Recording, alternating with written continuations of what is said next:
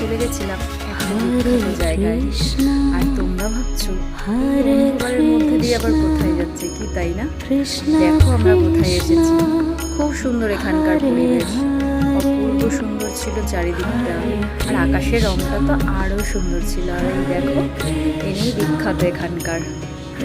আমরা যদিও এনাকেই দেখতে গেছিলাম, কিন্তু গিয়ে দেখি শুধু এনাকেই কি দেখবো, তার চারিপাশে এত সুন্দর করে সাজিয়েছে, ছোট্ট ছোট্ট মূর্তি দিয়ে অনেক কিছু বানানো ছিল।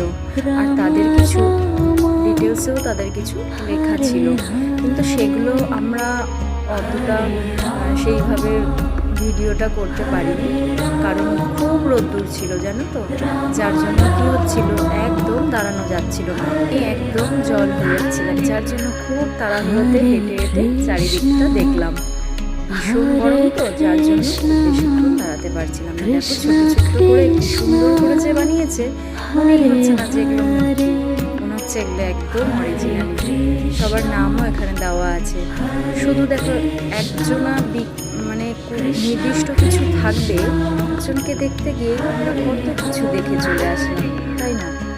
দেখো এই যে ব্রহ্মা জি, পেছন থেকে দেখো কি ভালো লাগছে। আর এখানে দেখো সুন্দর যে রাধা কৃষ্ণ, তারপর আরো অনেক কিছু